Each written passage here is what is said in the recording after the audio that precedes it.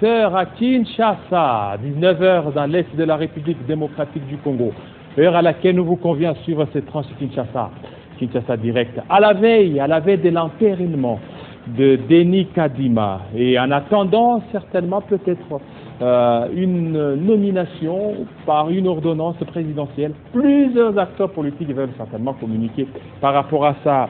Papi Montezolo, avec lui on va essayer d'en parler et aussi de toucher ce qui se passe certainement au Congo central. Et aussi, Félix Kabange-Numbi, le FCC dit niet. Le FCC ne pourra pas participer par rapport à ces processus. Et aussi Daniel Mbaou, voilà ce qui fera certainement la charpente de notre Kinshasa Direct. Bien avant cela, nous avons Bédrine Kenge pour les grandes lignes. Bienvenue à vous, Bédrine. Merci. Les grandes lignes de l'actualité, c'est tout de suite.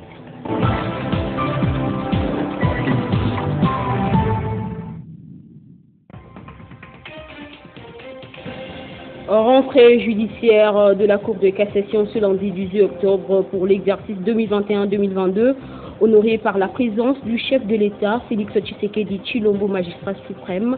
C'était dans la salle Marcel Yaou de la Cour de cassation. Cette audience solennelle et publique de cette reprise des activités judiciaires à la Cour de cassation s'est tenue conformément à la loi. 81 éléments de groupes armés neutralisés, dont un chef rebelle autoproclamé général, et son QG dans la région de Mwanga. 62 autres capturés, 29 ADF se sont rendus à l'armée avec 16 armes, 26 autres armes récupérées lors des combats sur le front nord et sud. Bilan des opérations militaires menées en Ituri lors de la deuxième phase pendant cette période de l'état de siège. On en sait un peu plus sur l'incident sécuritaire enregistré ce lundi 18 octobre dans le groupe Mobumba, territoire de Nyiragongo à la frontière entre le Rwanda et la République démocratique du Congo. Selon les forces armées de la République démocratique du Congo, une compagnie de Rwanda Défense Force a fait l'incursion dans la région. Des affrontements aux armes individuelles et d'appui ont opposé entre les deux forces armées. Pour l'heure, des soldats rwandais ont été chassés du territoire congolais. En dehors de nos frontières, au Mali, la visite de la délégation de la CEDEAO n'aura duré que quelques heures hier dimanche 17 octobre, mais elle promet un sérieux bras de fer.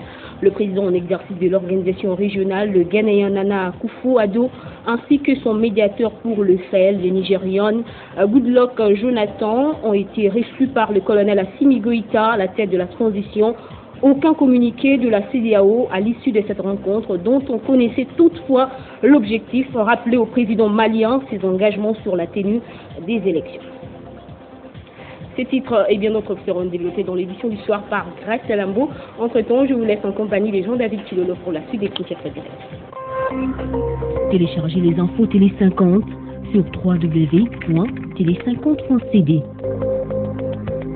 Voilà, merci à vous, Bédrine Kenge, pour cette livraison d'informations, des rendez-vous tels que vous l'avez rappelé, ça sera dans moins d'une heure. Tout de suite, Papi Montezolo, les députés nationaux et l'homme de l'Audi.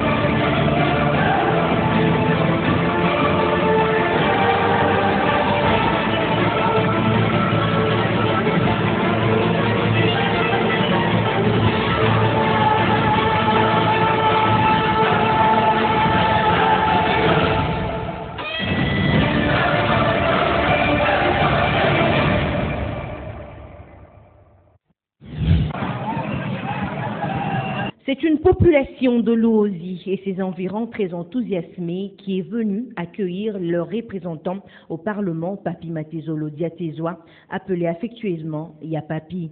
Une foule innommable a effectué le départ.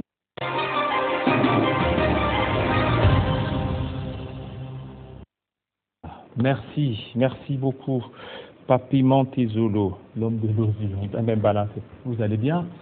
Oui, nous allons bien. Nous l'espérons que vous aussi vous portez bien. Voilà, et l'Ozi, ça va aussi? Oui, j'ai été dans ma circonscription et évidemment ça ne va pas.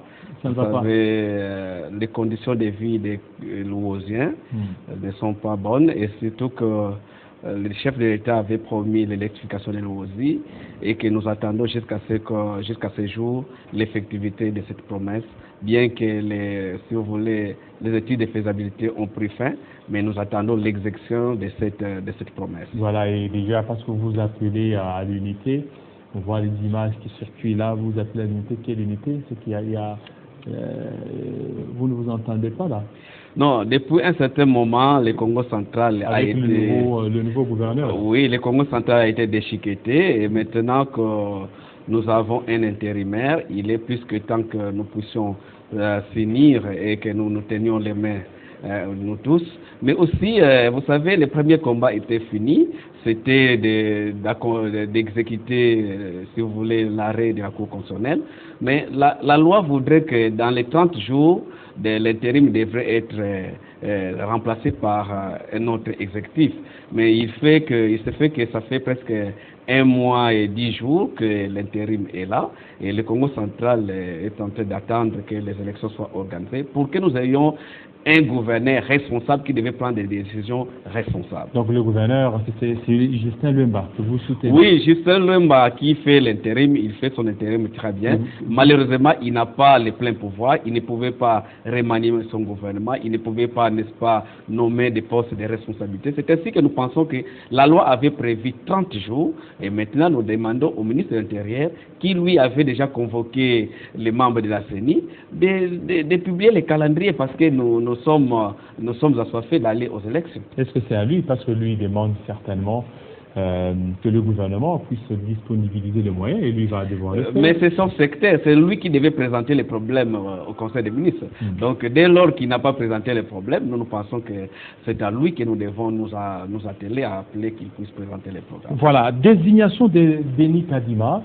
Alors, le forcing, ça caractérise certainement l'Union sacrée. Lors de la chute de Jeanne Mabunda, il y a eu forcing avec les théâtres qu'on a. Lors de l'installation du nouveau président de la Cour constitutionnelle, forcing avec le scénario que vous nous aviez présenté.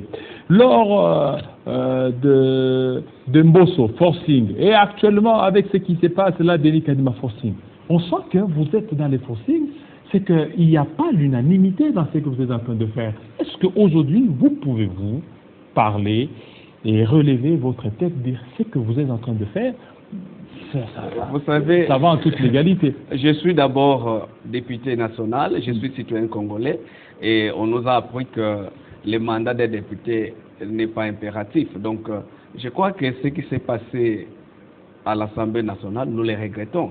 Mais si déjà Ronsard Malonda a été décalé, et si dans les mêmes conditions, nous pensons que le chef de l'État va décaler ce bureau. Décaler déjà peut-être vous savez, d'ailleurs, demain, le président de la République ne prendra jamais, en tout cas ne prendra jamais une ordonnance incomplète.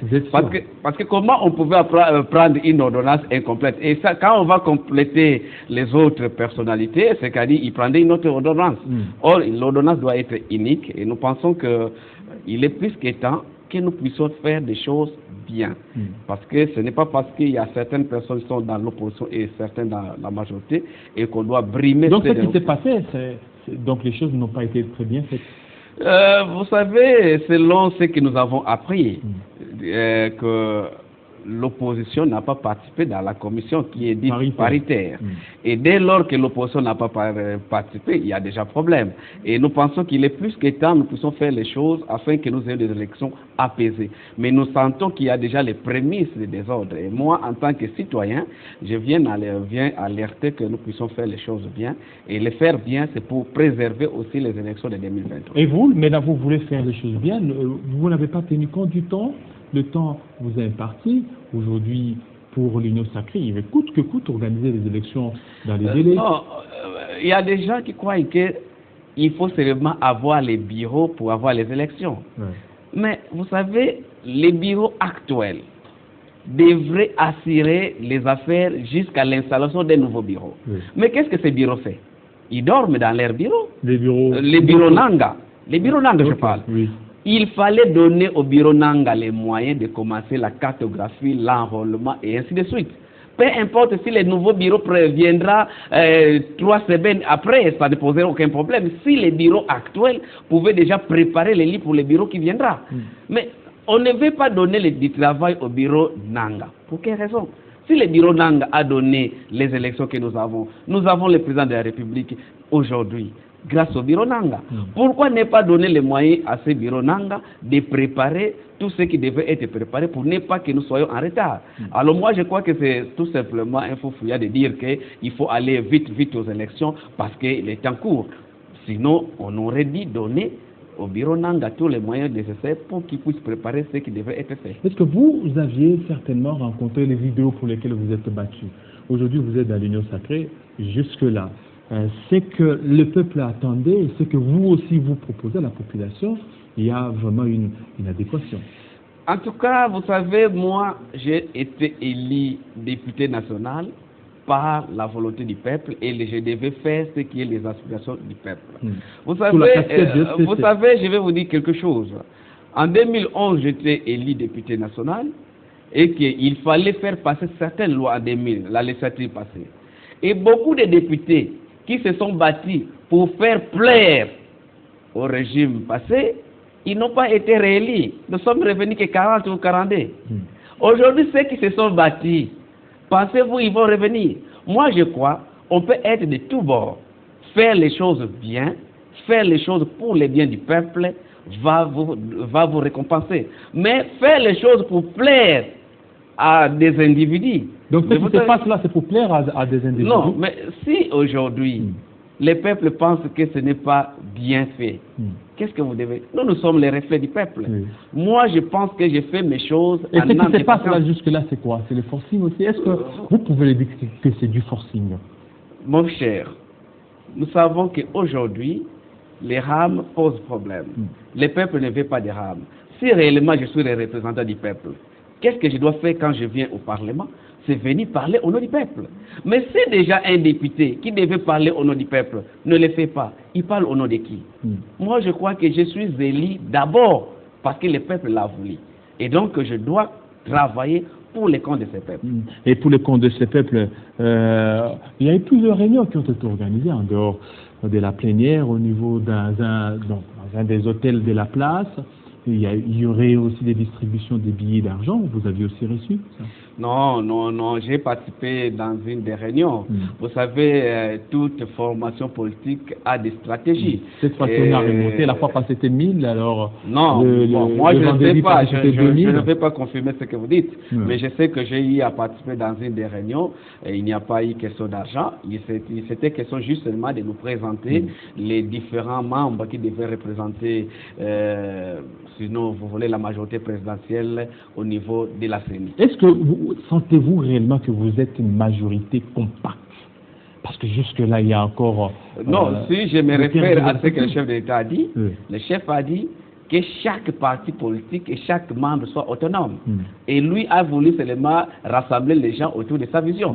Et donc, si chacun est autonome, pourquoi voudrez-vous que chacun puisse, plutôt, tout le monde parle le même langage? Et cette majorité, parce que vous avez été l'UFCC, vous ne voyez pas que la majorité de l'UFCC était plus compacte que celle de l'Union? Oui, moi, personnellement, je regrette tout simplement à un moment donné, il n'y avait plus de réunions au FCC, mais je dois vous dire et vous avouer, je n'ai jamais vu quelqu'un d'aussi sérieux comme Joseph Kabila. Sérieux. Je vous l'ai dit, c'est quand même quelqu'un qui nous a boosté dans plusieurs On réunions. sent que vous regrettez, hein?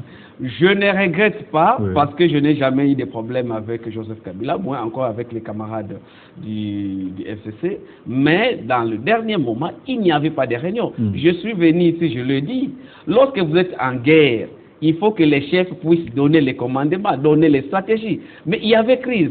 Tantôt on ne veut plus de Chadari, tantôt on ne veut plus de Néhémie, tantôt il n'y a personne. On va nous faire nommer quelqu'un qui n'est pas député national, qui n'a jamais été élu, qui n'a jamais fait tenir des réunions. Alors comment vous voulez que les gens qui vont à la guerre, que vous ayez comme commandant quelqu'un qui n'est pas militaire? Vous allez dans une guerre de députés, on vous nomme quelqu'un qui n'est pas député. C'est ce que je me suis dit, non. À ce moment ici, il est plus que temps que nous puissions prendre notre recul et voir les choses, comment ça va évoluer. Est-ce qu'aujourd'hui, vous vous sentez de la majorité? Vous vous sentez vraiment de la majorité à l'Union sacrée? Parce qu'on voit que c'est comme si vous partez en ordre dispersé, tantôt moi, lorsque nous tantôt c'est ceci, tantôt c'est cela. Le chef nous a dit, le président de la République a dit, il nous a réunis autour de sa vision. Mais chacun de nous reste autonome dans ses idéaux. Moi, mes idéaux, c'est défendre la cause du peuple. Mais cette autonomie-là, vous ne voyez pas que ça fragilise beaucoup plus votre union? Dès lors que nous n'avons pas de structure, est-ce que vous avez déjà vu là où il y a les bureaux de l'Union sacrée? Il y en a pas. Qui en est le secrétaire général? Qui en est le président? Alors vous voulez que je puisse me mouler dans quelle structure? Tant qu'il n'y a pas une structure, chacun peut voler de ses propres ailes. Lorsque nous verrons qu'il y a une structure, il y a un organigramme, il y a une coordination, à ce moment-là, nous allons nous emboîter. Il n'y a pas un statut. Est-ce que ce que je dis c'est mauvais? Qu'est-ce qui me condamne si ce que je dis c'est mauvais? Est-ce que ce que je dis c'est bon? Qu'est-ce qui prouve que ce que je dis c'est bon? Nous n'avons aucun règlement. Alors personne ne pouvait dire que nous devons danser à gauche ou à droite. Et donc nous croyons jusqu'à ce jour que nous acceptons d'accompagner le chef de l'État. Mais si les structures ne seront pas peaufinées, en tout cas chacun prendra la parole comme il l'attend. Alors l'enterrement des Kadima, vous en êtes pour? Vous vous en réjouissez? En tout cas, moi personnellement, je n'ai pas participé parce que j'ai trouvé que les mêmes causes produisant les mêmes effets, du moment où Ronsard Malonda a été décalé dans les mêmes conditions. Comment moi qui suis républicain... Mais pourquoi parce que chaque fois vous revenez de Ronsard, peut-être parce qu'il est du Congo central? Non, pas parce qu'il est du Congo central, mais parce que... Non, pas seulement parce qu'il est du Congo central, mais parce qu'il a subi les mêmes processus. Donc si lui a subi les mêmes processus et que les conséquences de Ronsard Malonda, nous les connaissons, pourquoi dans les mêmes conditions et dans les mêmes échelles, vous voulez que les choses changent? Non, et vous direz qu'au niveau de Ronsard Malonda, il y a eu les soulèvements, la population s'était soulevée. En tout cas, j'ai lu la correspondance du chef de l'État. Il a dit, d'abord, c'est parce que les personnes qui avaient transmis la lettre n'avaient pas qualité et qu'il n'y avait pas de PV. Et je ne sais pas si aujourd'hui, les gens qui ont transmis les PV ont qualité. Et donc, si je me tiens à ce que le chef de l'État a dit, je crois que cet internement ne va pas être acté par le chef de l'État. Et maintenant, si ce n'est pas acté avec les élections, c'est que ça ne sera plus en 2023. Je ne veux pas qu'on puisse subordonner la domination ou bien la désignation des membres de la CENI à l'organisation des élections. Je vous ai dit ici, l'on pouvait donner tous les moyens possibles au Corneille Nangaa. Il est capable de faire la cartographie. On ne peut pas seulement attendre les nouveaux bureaux pour faire la cartographie. On ne peut pas seulement attendre les nouveaux bureaux pour voir si jamais faire l'audit, si vous voulez, du fichier électoral. C'est-à-dire qu'on pouvait donner, alléger les bureaux qui viendra en leur donnant tous les moyens possibles. Donc je pense que dire qu'il ne fallait pas traîner parce que les élections pointent à l'horizon, ce n'est pas une raison. Voilà, dans votre famille politique, l'ensemble est très frustré. Le MLC et l'UNC sont indécis.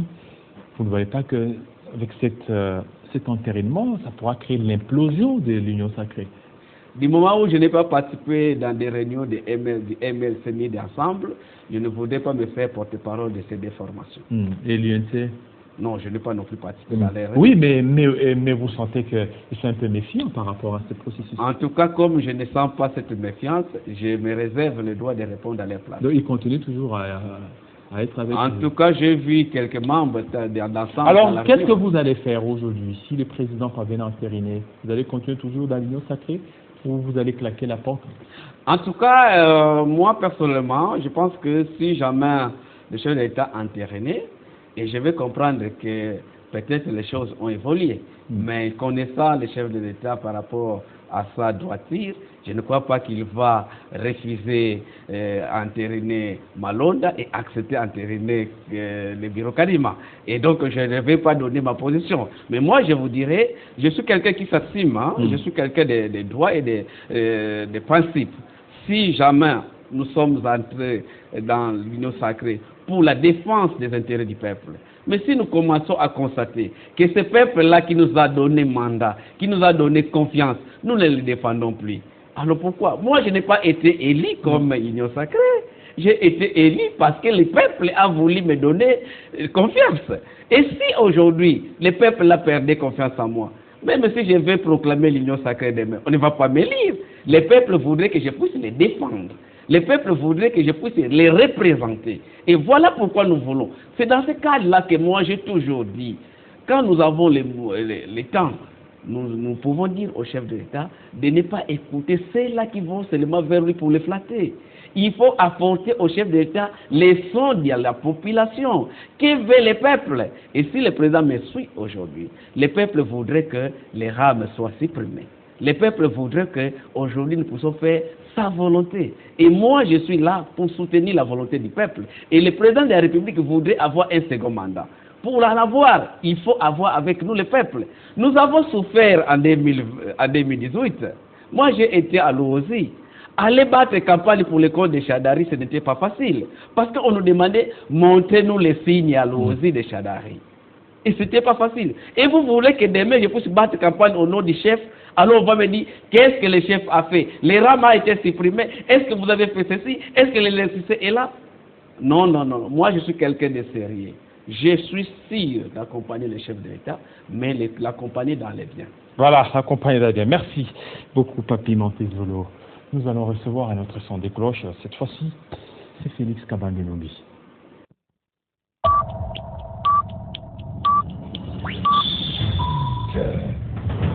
Chaque fois qu'un Moulouba est nommé quelque part, c'est là des autres tribus